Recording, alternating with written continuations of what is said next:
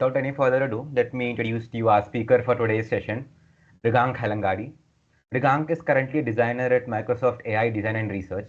He holds a Master's in Design from IIT Guwahati and a Bachelor's in Mechanical Engineering from BITS Pilani. With a diverse background in UX design and marketing, Mrigank's work intersects human behavior, design, and engineering.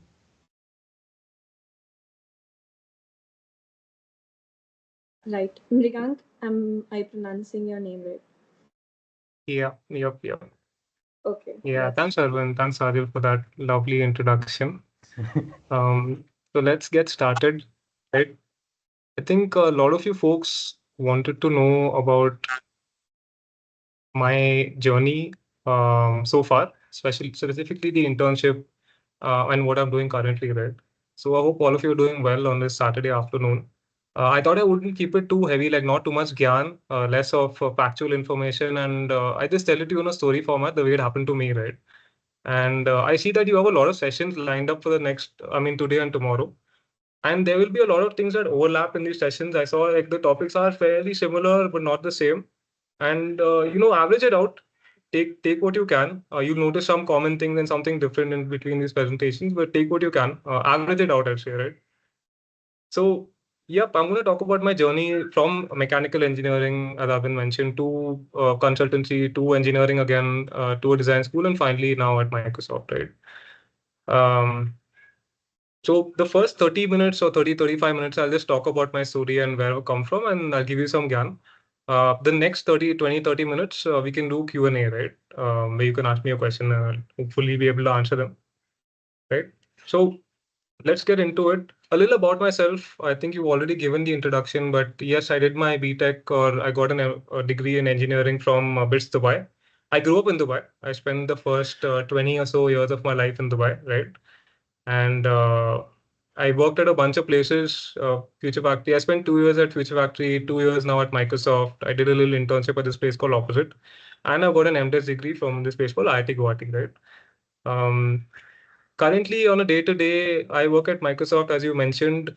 There are a bunch of different products. In India as well, we have a bunch of different product teams from Teams, Windows, Azure, Office, right?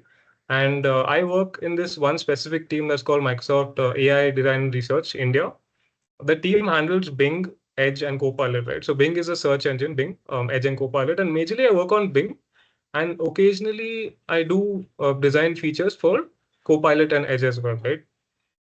Exploratory features. So on the side, I mean, this is work. On the side, we also work on this thing called Logo Archive India. So I think the graphic designers in the room, you may have heard of Logo Archive, where we document and research all the logos. So the India version of Logo Archive is handled by myself and a friend. You can check it out. The page has been dormant for a while. We're trying to get it started up again. But yeah, that's about me today, right? But it took a while to get here, no? So I was an engineer in Dubai. I spent 20 years there. So how did I actually wind up at this place, right? So I'm going to go about this in three distinct segments. So this is the first one, which is me breaking out of my bubble in Dubai, right? It starts off with me at the end of my engineering. 4 years were done, and I wasn't too keen on engineering. I don't know what I was doing. I was just confused, I guess. And I was giving this interview at this company that sold elevators, right? They manufacture and sell elevators. They're a very big company. I think a lot of you may have heard of them. Um, and I was here giving an interview at the end of my bachelor's degree, and it was in an interview room with a bunch of folks. Like the room looked something like this, and I was at this chair that's closest to us right now. 7 to 8 people, elderly folks, and they said they had just told me I got the job, right? So all of these middle-aged gents, they turn and they look at me. They're like, "Oh, how are you feeling? You know, you got the job." And I can also be happy. And I said, "Okay, so what's next for me, right? I'm excited. What's next?" And then one of the gents, the gentleman, he turns around and he says, "What's next is you work here for 20 years, you save up enough money, you get married, and then you go back to India, you retire, and you build your house." And I was about to start laughing when I realized that this dude was being super serious, right? Everyone in the room was dead serious, and they were so happy for me. And I was like, "Man, this isn't for me." So I left. I didn't take up the offer, and I left this place, right? And I kind of decided to break out. So I left my cushion, my comfort zone of Dubai, like where my entire circle was essentially all of my friend group, my family, everyone was here. and I wanted to pursue design. So during my engineering, I had been, making posters, doing things on the side, design club, all of those things, uh, while pursuing engineering, right? So I took that little portfolio and I decided to go to Bombay, right? And that's the first thing I think I learned probably from this, this was my little portfolio, very, very basic. I didn't have anything. Like I didn't know much about design. I was just doing this on the side and I applied to a bunch of places and I jumped out of Dubai. And the first thing I learned was it's okay to not know what you're going to do or not know where you're going to be, right? It's okay to not know things, to be okay with the unknown or with uncertainty. So I left and I went to this place, which became my home for the next 3 years. 3 years I spent in Bombay. Finally left. It wasn't expected, but yeah, a consultancy there called Opposite kind of liked my work, and they said, "Hey, why don't you come and do an internship with us for a couple of months?" And that's how I wound up at this place called Opposite. They used to be called Beard Design earlier. Now they're called Opposite. I'm sure you've seen their work. They worked on a ton of amazing stuff like Five Money, Digital Insurance, Headphone Zone, Swiggy. So all of this branding. So they do branding, they do UX. All of this branding is done by them. A lot of UX is done by them as well. Based out of Bombay, Prabha Devi. So it was a great experience. My first actual design work X happened here. 3 months, and I personally got to work on this project called Digital Insurance, right? This is live now. At the time we were building it out, I got to do the illustration and UI design for this side, me and my mentor Akash. So we worked on this. It was a good experience. But the thing about this place was that the work was amazing, but I realized in the first few days itself that we were working way too much, right? We were working 12, 14-hour days, 12-hour days every day. It's not very sustainable. Even as an intern, not just an intern, like pretty much everyone was working a lot. No one really told you to work a lot, but for some reason, everyone this was working a lot, and that started taking a toll on me, right? And I could see it's taking a toll on the others as well. But for me, as my first experience, I went, man, what is happening? Like this is not going to work out in the long run. Right. And that's where I learned the second thing. So after 3 months, I was dead burnt out. I was very disillusioned with this whole concept of, design. Is this what it is? Like a good studio? Is this what they do? Right. So good work doesn't necessarily mean good culture. And this was just one example. I'm sure that like there are a lot of good places out there that possibly maybe don't have this and opposite also have gotten better. But do your homework. I think at the time I didn't have the luxury of like knowing people in the industry or knowing much about what to expect. And I think you do now at IITG and you have a good connection. The design world is very small. So, find out more about work, pay, culture, all of that before you kind of jump into something, right? Yeah, I had to learn it the hard way, but I think it was worth it in the end. So I left this. I left this place. They offered me a job. I said no, and I went back to engineering, surprisingly enough. And the next few years of my life were all about learning, right? So the next 4 years, I'd say like 2 years at my master's and 2 years at this place called Future Factory. So Future Factory is another consultancy where I joined as a design engineer, right? I joined as a design engineer and bunch of young folks. Most of them are fresh out of college, but brilliant, brilliant place to work. All right. They do a lot of good work for product design. I mean, a lot of AquaGuard, Luminous, Godrej, Crompton products come out of this studio. I'm sure some of you may be having some of their AquaGuard products in your homes as well. They won a bunch of different Red Dot Awards, A Design Award, Lexus Design Awards, right? Good Design Awards. So they won quite a few things and they've been around for a while. I learned a lot here. I spent 2 years of my life here. Brilliant place. I personally worked on a lot of things while I was here, but this project is very close to my heart. This was an inverter that we built for Luminous. And the thing about this place, what made it special was that apart from the people, they also expected everyone to do everything, right? So as a designer, a lot of times you might think that, man, why should I get involved in engineering? Or why should I, get super into the research if there's a dedicated researcher? But at this place, they expected everyone to do everything. So the researcher was doing a little bit of engineering, the engineer doing a little bit of design, right? And the designer also sitting and so everyone works together and everyone works on this project end to end. There were 3 of us involved in this specific project. I was the engineer. But we got to see this inverter. If you have inverters in your homes, you would have noticed that mostly they are a sheet metal box. It's a sheet metal cuboid with a battery outside, right? This very scary looking battery outside. And from that, we got down to this. This is in the market right now. I think it's called Luminous Icon. And it was a lovely experience. I learned a lot, met a lot of people, research. They sent us to different cities where we kind of interviewed folks who actually use this. And understood their pain points and all of that. The learnings from this place, it's difficult to quantify, difficult to put it down in one slide. I can't put it down in one slide, and I'm not going to talk about everything here, but I'll just talk about the main 2 or 3 things that I learned. I think the first one definitely is dealing with failure when something doesn't go the way you want it to, and something is just outright wrong, right? You have a hypothesis, it doesn't work, but your boss involved, right?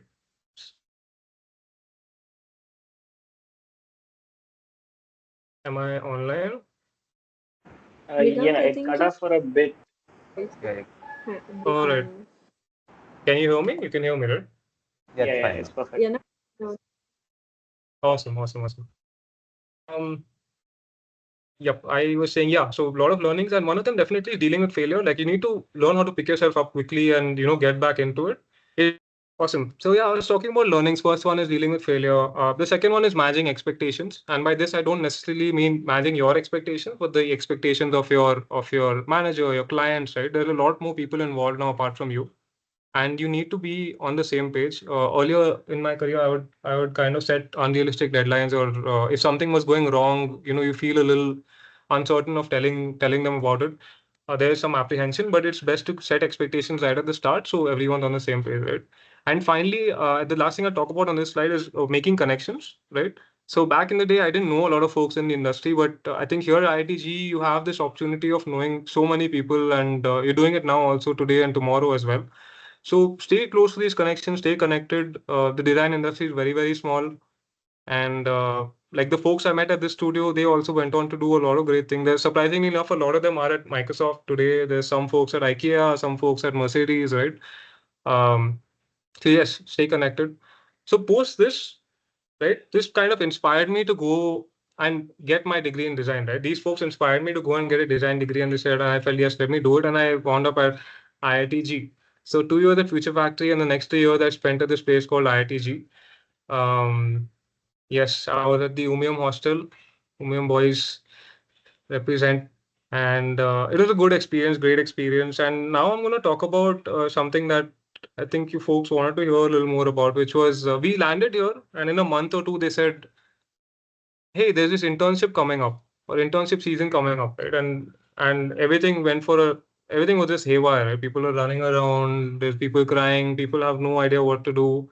A lot of folks have zero experience, right? And like I had some experience, but the majority of people don't have any experience at this point in time. You have your little portfolio, you don't know how to go about it. And now I'll just talk about a few things that I have noticed. I'm not going to talk specifically about Microsoft internship process here, but about in general the internship process that I have gauged from my time at IITG and now, right? So this will apply to most companies, I think, wherein there are a bunch of things that they will ask you for or look for during and before your interview rounds, right? Fairly straightforward. I think the first thing they'll say, tell us about yourself, and then they'll want to look at your portfolio that I'm sure some of you are working on right now. And finally, there's this thing called a whiteboarding challenge. I think some or most of you may have heard of this. This is essentially a little design task, a small UX challenge that you'll receive during your interview, right? In the 30-40 minute interview, we may be asked to do something. So throughout all of this, I mean, what they're gauging is a bunch of different things, right?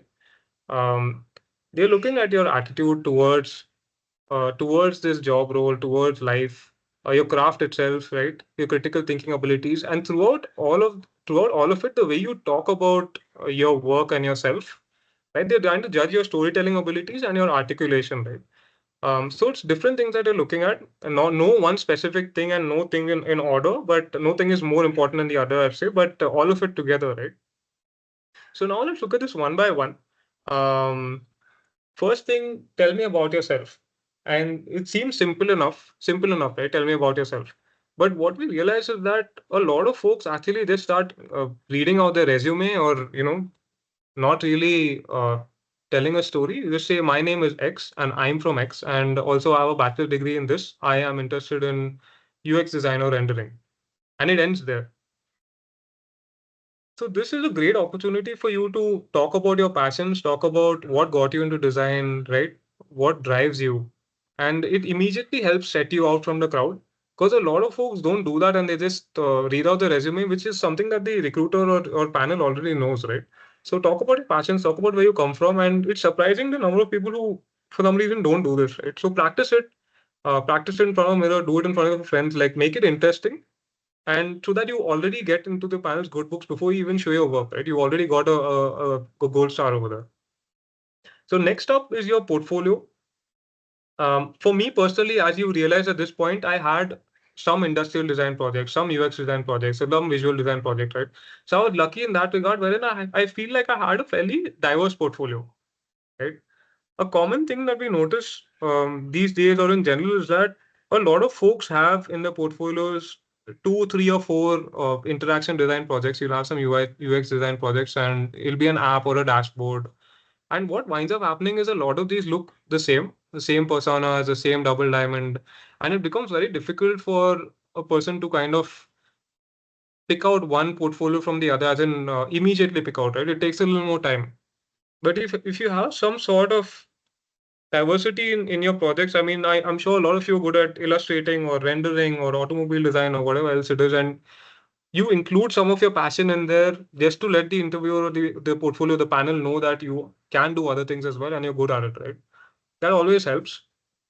And that's something that a lot of folks don't do for some reason. This doesn't mean that you go into a UX interview with just industrial design work, because that happens a lot as well, a lot more than you'd imagine, and that really doesn't go well, because the panel might like you, they might like your work, but because you don't have any UI design work there, they can't judge your craft accurately, right? So don't do that as well. So post the high level portfolio, you also need to look at each specific project. So here I'm going to tell you a little about some of my batchmates and my juniors as well. And I think there are people like this, like in every batch, wherein you got great work, you got great work, right? So this dude had brilliant work, and we were like, man, this guy can actually legitimately apply for a Lexus Design Award or something, and he probably get it on the basis of his work alone. But the problem was he kept going into these interviews, and for some reason he wasn't getting through, right? Second interview, third interview, and at this point we were getting worried, like what's happening? And we sat him down one day and we said, hey man, like okay, let's do a mock interview.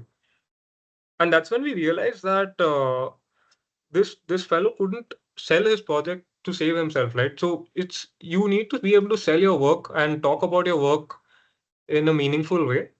That doesn't mean just reading the slides or reading out the deck or just showing, hey, this is my project. You need to talk about how it started, where you're coming from, what were the pain points, and you need to be passionate about it and tell it in an exciting way so people are interested, because the panel is not going to do that for you. Your work might be brilliant, but you need to sell it as well, right? And that's something that once again, like people might not tell you before you go in for an interview, but you need to do that, right? Having a great project isn't enough. You need to be able to sell it as well. Right? And finally, here, I think I did mention whiteboarding. Like I said, this is essentially a mini task that you will get, mini task or mini challenge that you will get during your interview round. Supposing your interview is for 40 minutes, for example, they say, hey, your parents might use WhatsApp, right? So we got a 40-minute time limit. So in the next 30 minutes, why don't you design some features for WhatsApp groups that makes it easier for your parents to use, right? And now you've got 30 minutes, you know who the stakeholders are, you know who the user is, you know what the feature and product is, right? And you need to go out there and start ideating on this. It could be on paper, it could be on FigJam. You can ask the interviewer, like, where do you have a preference? And you can then talk to them about it while doing the task, right? Ask them questions, think out loud. So what they're trying to judge here, they're not trying to judge your final output. They're not trying to judge your quality of screens or how good you are at sketching. What they're trying to judge is your critical thinking ability, your skill in generating ideas quickly, right? That's what they're trying to judge here. So I won't talk more about this. I think here probably you can check out a bunch of YouTube videos and blogs. There are a lot of documentation on this online that'll really help you. This doesn't happen at every company, but it does happen at quite a few of them. Mostly not in the first round or even the second round, but post that it will happen. So keep this in mind, right? Keep this in mind. All right. And throughout all of this, like most of this is pretty straightforward. I think you might have known about most of this, right? But throughout all of this is something that I personally always feel that you should do, which is be true to yourself, right? Be genuine, be authentic. Don't try to be something that you're not. A lot of folks go in and try to pretend or try to fake it or try to sell something that they have not done. The panel or interviewer can easily see through that. Don't do that. They really like it when you're yourself. So just be genuine, be authentic, be you, right? Be you. All right. So I did all of this, and I did wind up landing that internship. Um, I landed the internship, and I'll not talk about everything I did here, but I'll talk about the one major thing at this internship that really weighed down on me quite heavily. I joined here, I was super like gung ho, all excited, damn, I'm gonna change the world, all of that. And in the first week or two, I realized that I was having this heavy, heavy case of imposter syndrome. I was like, man, shit, they're gonna find out, I'm scamming them, or like I'm not supposed to be here, or they're gonna throw me out today, they're gonna throw me out today, they're gonna throw me out today. So this went on for the first 3 weeks, and I was like, what am I doing, dude? I'm like super out of my depth. I have no idea what's going on. It took me a long time to kind of figure this out, and I had to, talk to a lot of people, read up a lot about it. And I think especially this is very common amongst designers, I feel, where you feel like you're not good enough or you're not adequate enough.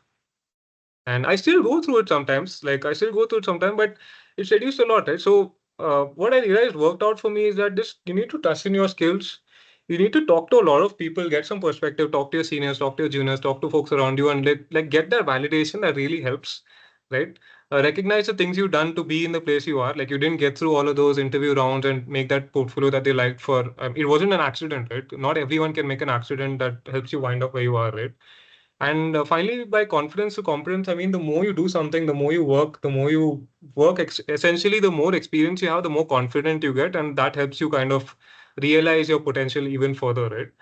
So, yeah, just believe in yourself, and it will go a long way, trust me. Like the blind confidence or belief or perseverance that you have in yourself, it really, really helps. It will take time. Obviously, it's not something you can just switch on overnight, but know that this happens to a lot of folks and it is fairly, fairly common. Right? Don't worry about it. So I did go through that internship, and once the internship was done, I had another bunch of interviews which went the same way as earlier. Again, there was a portfolio round. Again, there was a whiteboarding challenge. I got through that as well and landed up at corporate Microsoft. Now I'm just going to talk about a few things at Microsoft that I've learned, I feel, in the past 2 years. I became an FTE, right? A full-time employee. This is the Microsoft Hyderabad campus. Very nice choice of picture. So this is the largest campus outside of Redmond, Seattle. The Hyderabad campus is, I think, the largest campus outside of America. It's a lot of the research and research work happens here. A lot of development happens here, right? We've got a bunch of different product teams, like I mentioned. And I specifically, I already said, work in MSFT AI design and research, primarily on Bing Sports work, and occasionally on Edge and Copilot, right? So there's a lot of changes happening with the whole AI wave coming in, right? There's a huge push towards integrating AI in all of our products, and I'm sure a lot of you are using AI as well in your day to day, right? Possibly even in your BTPs and other things. So super, super helpful, and a lot of changes coming in. So I'm not going to talk too much about my work here. I'm going to talk about things I learned. So if you want to ask me questions about the work per se, you can do it during the Q&A. There are a bunch of things that I've learned, I think, in the past 2 years here, and just the top two or three things I'm going to list out for you folks here. The first one is feedback cycle. So you're going to get a lot of feedback when you join any specific company, because there's so many stakeholders, so many people involved, and there's always going to be positive, negative feedback, different conflicting feedbacks coming in from every side, and you need to be open to receiving this feedback, right? Early on, I'd always be very protective of my work, right? Very, very, anyone says anything bad about my work, I wouldn't be able to comprehend or process it. And that's something that you need to do as a designer, not get defensive about it. Don't take it personally. A lot of times you take it personally that, oh, like an attack on my work is an attack on me, but that's not the case, right? Look at it with an open mind. And even if you don't agree with something, you don't necessarily fight back right there. Process it, go home, come back the next day, and then talk about it in a very reasonable way. So feedback, accepting feedback, working on feedback is something that was the first thing I learned, which was took some time for me to understand, right? The next thing is dealing with rejection, and not that kind of rejection, but dealing with your work item getting, deprioritized, or things that you've been working on for 3 months, 4 months, 5 months, 6 months, right? And all of a sudden you work on this thing for 6 months, and then someone comes and says, "Hey man, the thing that we were working on, stop working on it. Stop working on it right now. Start working on this other thing." And you're like, oh, dude, like I spent the past 6 months. Imagine you're working on your BTP and then someone just comes and says, stop all that, right? And your presentation next month, they just stop all that. Now start on a new topic. So you may feel bad, or you will feel bad, honestly. Like you'll be like, man, I spent so much time on this. Like, how can this go? But that's a part of the things work sometimes in a larger organization where priorities change, right? There's a lot of it's surprisingly agile for an organization of its size, and you need to know when to let go. So this is something that I still am working on. Don't be sad that you kind of lost your feature or you lost your product, but be glad that you got to learn a lot while you were working on it. Right? Those learnings will stay with you forever, and cherish the work that you did, but don't get super attached to it, because understand that it's a part of how work is, right? That was super important learning for me. So I saw this the other like a month or two ago, and I found it hilarious. I think this is something that you will not get right now, but it's surprising how accurate this is, right? Um, I realized a little after a couple of months at working at Microsoft, the art of using Outlook. So it's all about communication and communicating value, right? So you need to communicate effectively because there's so many people involved. You need to communicate without stepping on the other person's toes or without being too loud. But at the same time, you need to respect the other person's opinion and listen to what they're saying, right? And it's almost like a game of chess or a dance wherein you both are kind of going back and forth at it, right? Your move, your move, my move, one mail, another mail. And then now and then another player gets added to the game wherein they see someone else and say adding this person, adding that person. And this is a very nice skill to have, and it takes time to develop. And this is not something that they teach you at college. This is something that you will learn while you start working, and it's a very interesting thing. Like this is not at all related to design. It's purely about communication, the words you use, the way you go about it. Yeah, and it's super important, right? And finally, I'll just talk about something that Microsoft kind of inculcates in every employee, which is this thing called the growth mindset. Some of you may have heard of it. This is something that on your first day at Microsoft till your last day, like we keep having trainings about this. We learn a lot about this, and this is what they kind of push every employee towards, which is look at every setback as an opportunity, right? Look at everything as a way to learn or to further yourself in this world, right? And that's what they call the growth mindset. Don't let anything set you back. Don't let things hold you back. Kind of look at it as an opportunity to grow and learn, right? And the world is your oyster. So I really love this, and it's not just limited to Microsoft. I feel this can apply everywhere. So definitely kind of try and inculcate this in yourselves as well. It'll help you go far, right? Yep. Be grateful, stay humble, just keep creating. And I'm just going to end in a little bit. So I'm going to recap all of the things that we went through right now. Um, Being okay with not knowing things, right? Good work or good pay does not necessarily mean great culture. So this is something that you should definitely keep in mind while you're applying to places. Talk to folks before you go there. Be true to yourself, right? Be authentic, be genuine. Don't try and fake it. I mean, it doesn't really help in the long run, honestly. Believe in yourself, believe in your skills, trust in your ability that you are there for a reason. It's not an accident, right? Know when to let go, know when to stop working on your work, and don't get super attached. If things don't go your way, it's all right. That is the way of life. Be glad that it happened, right? And finally, yeah, just stay humble, be grateful, keep creating. As designers, we need to keep creating. Um, I'm gonna end like with two things. So one is, I mean, my journey, I think, looks something like this. I think most of our journeys in life will look something like this, right? You are going up, you'll have some stagnant period, some period where you feel like you're going down, but not really. But if you zoom into any one specific moment, you're most likely, going like ups and downs at every one specific moment. And that's okay. That's a part of it, right? I'm going to end with this little story about me and my old boss and a public washroom, right? So my old boss from Future Factory, his name was Jashish, right? Good friend, great guy. He graduated from NID in the 90s. And we were in Stockholm for some work. And we were in Stockholm and he had to use the washroom. We were in some university. He said, give me a minute, I'll be back. He goes and I'm waiting there and he comes back in a minute or two and he's like, "Wow, what a beautiful washroom, man, what a place." And loved it. And I'm like, okay, like I don't know what he's talking about. At this point, even I had to go. I said, yeah, give me a minute. So I go to the washroom, right? It looks a little like this. and like this image. Obviously, this isn't the washroom, but it looked a little like this, and I was wondering what he was talking about, right? I mean, so Scandinavian washroom, yeah, I mean, it will look okay, but I wasn't really sure what this dude is referring to, and I know Jashish well enough. At this point, I realized, oh, what he was referring to was these pipes that were going across the room, right? So the pipes looked a little like this, and they were visible pipes, like it was all visible. And what he was referring to was the joineries, the way that they've kind of mounted it to the wall, the symmetry in which the pipes were kind of flowing across the room, and it was beautiful. So this dude, what I really appreciate about him is that he kind of like looks at everything as a form of design, not just screens or not just products or not there. Every opportunity to kind of enjoy or cherish something, he does that, and that I think that's awesome. So that just stayed with me, and yeah, it was a very nice moment, right? So I like to end with that. I think we're a little over time, yeah, but we can head to questions now. Thank you for having me. Open to Thank you. questions. You can ask me anything about the deck or anything else, like in general, right? Yep. Thank you for that. It was an actually well prepared presentation. Like we did not expect this much. But yes, now let's. I'm gonna call Asmi to continue the interview with you. Thank you so much, sir. You already answered most of the questions I had for you and most of like questions we had in our minds. So, okay.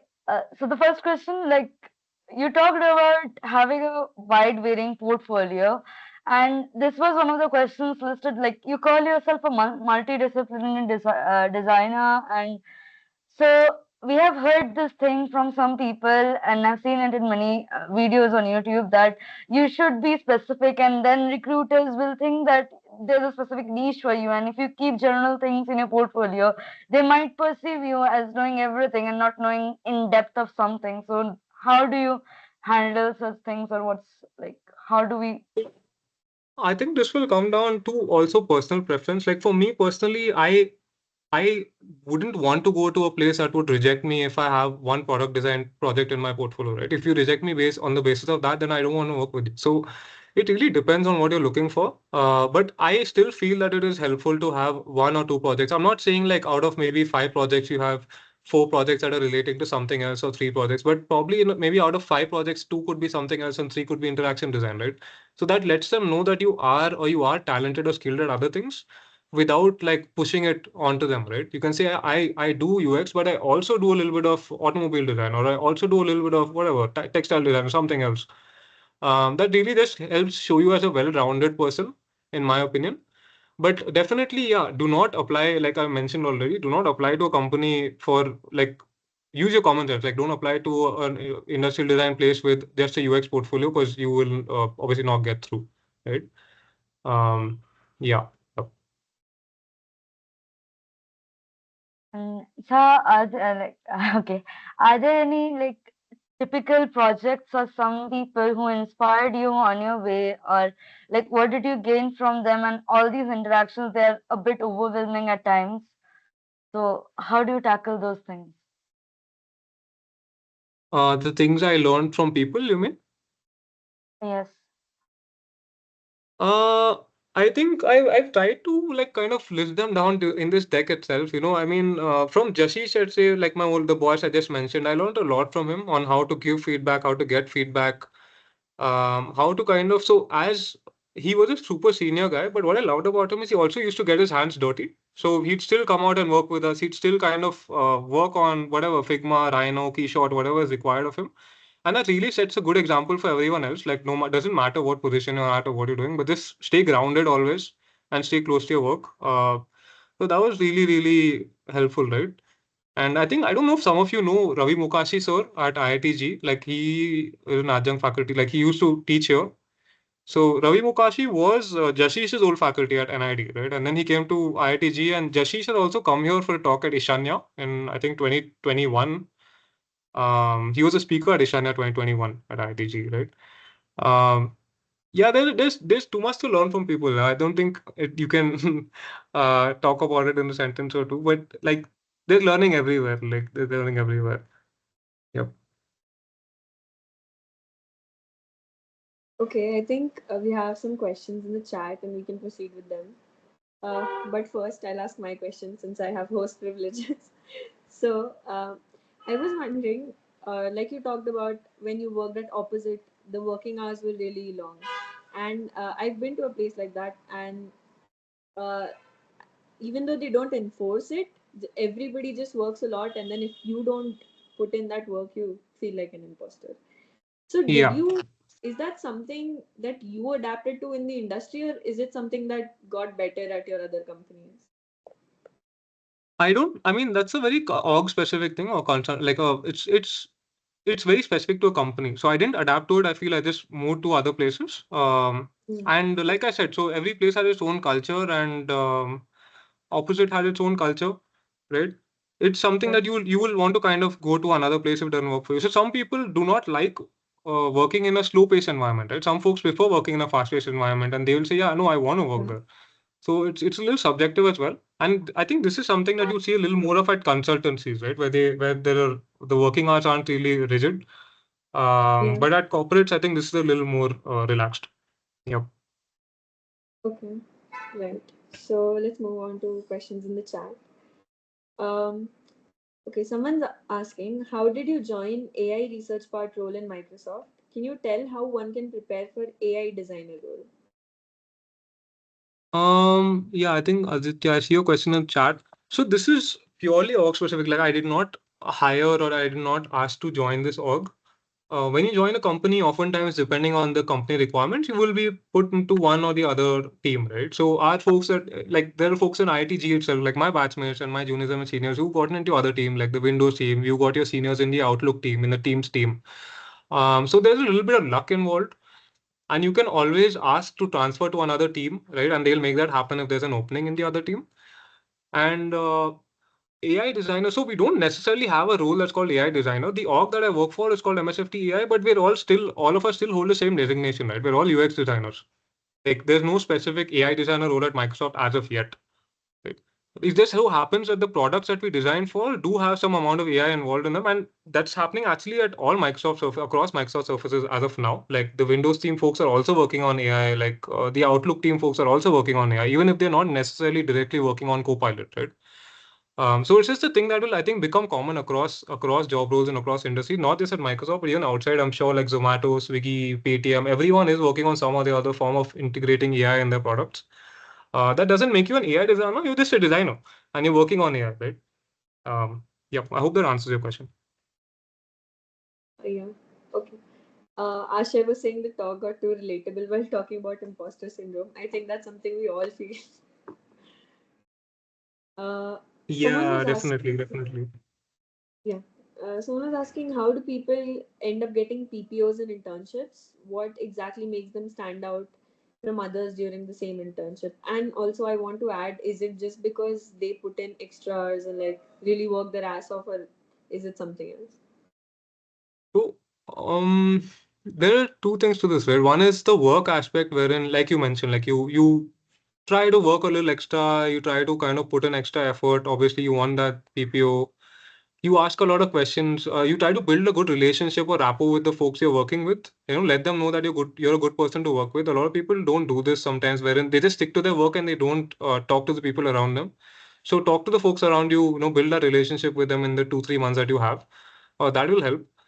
That's the first thing, work and building relationships. The second thing, man, is just pure luck. Honestly, I'm speaking, it's just pure luck. There are very, very talented, brilliant folks who work like at these companies during the internship time, while I was there, my juniors time, the bachelors folks as well. Brilliant folks, but this happens unfortunately that the company may not have an opening at that time, right? They may be on, like, they may not have enough roles for you to fill, and that's not your fault. You shouldn't get disheartened by that. And it actually just helps you, I'd say, during the December placement process, right? You say, I worked at this place, they didn't have any open position at the time, but you got some great projects and experience under your belt now that will kind of help you in December. But yeah, don't take it to heart if you don't get a PPO. I'd say like there's some luck involved and also some work involved, like I mentioned.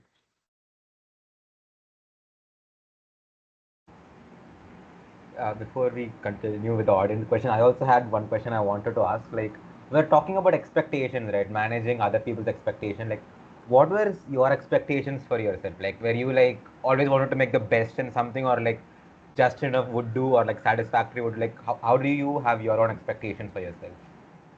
I mean, like obviously you will always want to make the best of something, but that version of best really, I think varies. Like with so I, when I look back now, I think about my times earlier, like at FF Future Factory. Like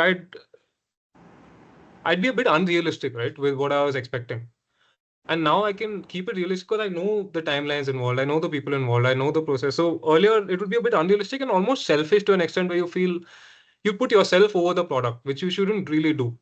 You put yourself over the process and say, no, I'm going to make the best thing. And like, I don't care what the timelines are. I don't care what the deliverables are. So uh, don't do that. I mean, don't do that. You will feel like doing that right at the start, but the system or the process will eventually it'll help you, right? With experience, you will kind of learn to adjust your version on what seems best depending on the timeline. Thank you. And more questions from the audience. Asha is asking, how is working with AI different as compared to working on your usual UX interfaces, process-wise? I'm sorry, could you repeat that? How is working with AI different as compared to working on your usual UX interfaces, process-wise? So I won't go into details here, but I just say that it's a very there's a lot of change happening right now, as I already mentioned, and folks that like even within the org or outside, there is so much to learn. Right? It's a very new area, so I'd say there's a lot of room for exploration, a lot of things that people are getting right because that baseline hasn't really been set yet in most products as of now. Like there has been something that's come out that has established what it means to be a phone or what it means to be like a payment gateway or something. So, but when it comes to AI, that baseline isn't really concretized or set yet. So there's just a lot of exploratory work happening right now, which will hopefully get solidified in the coming year or two, wherein people start to kind of come understand the reality of what this can do, right? So yeah, I mean that's all I'll say on this topic specifically. Arvind, And I think you missed Mayank's yeah, I question. skipped the question. Sorry for that. The question is, I know Microsoft only hires freshers from few of the colleges, so I was wondering what kind of projects they put us on when we join. What kind of projects can you what when you join? I'm sorry. As a fresher, when you join Microsoft, like what sort of projects do they give you? Like, Do they give you? yeah, or Oh, like, okay. Like what can you expect when you join, right? As an FT? yeah, Uh, Man, I mean, as an early stage designer, like when you join Micro, like I mentioned, depending on the team that you are assigned to or the team that you go to, you will receive a project. And the thing is, they have their expectations fairly reasonable. Like, obviously, they do not expect you to join and outright get started. The first few months, uh, you are just mostly adjusting to the rate of work that's happening, the processes, the design systems involved, because there are a lot of design systems here at Microsoft. Each team has its own different design system. Like there's Fluent, there's a Bing design system, Copilot system. So adjusting to all of that will take some time. So they are very realistic about it. I mean, they give you enough time to adjust and they give you smaller tasks, I think, for the first few months before you kind of get your hands fully into the work. So not something you should worry about. And your manager, I mean, the folks there will kind of take care. No, it's not just about Microsoft, but any org, like most of them do kind of not have unrealistic expectations from folks coming in fresh out. They give you a few weeks and months to adjust, understand the processes, get to know things, and then they start giving you like heavier projects, right? So the weight of the projects keeps increasing like as you move ahead.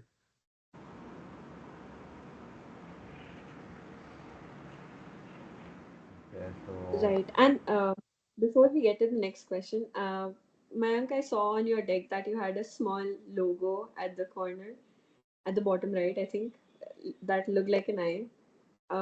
Can you tell us more about it? I'm curious. Oh, that's super random, man. So I was looking at an abstracted way of drawing my head, and I landed with these two circles that are overlapping on each other. Yeah. And now you Yeah, say there. it, I see it. Yep, yep.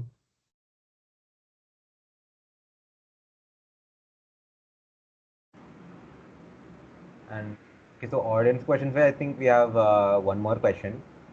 What is the best way to find about the work culture of a company before applying?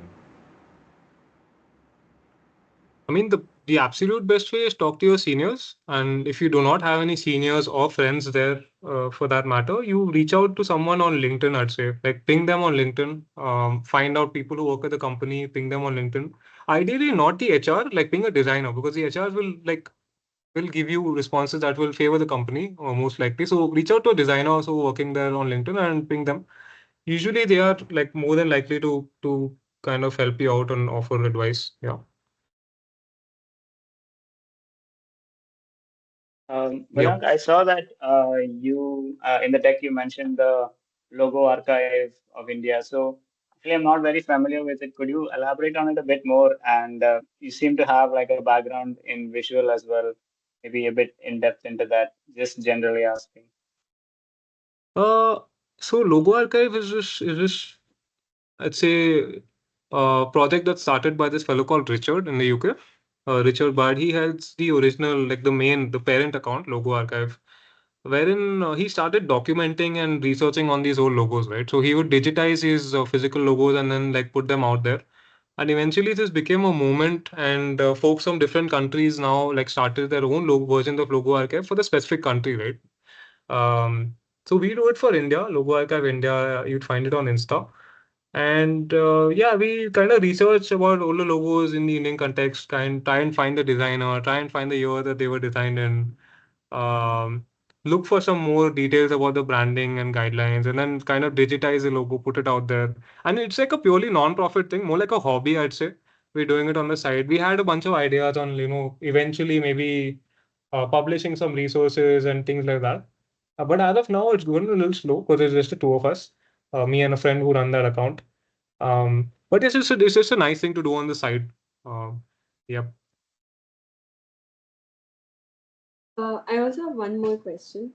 Uh, do you feel like, as a creative individual, do you feel like you get enough space in a corporate to be able to express yourself, or like, do you feel fulfilled in your creativity, or do you feel like you have to do something else to have an outlet for that?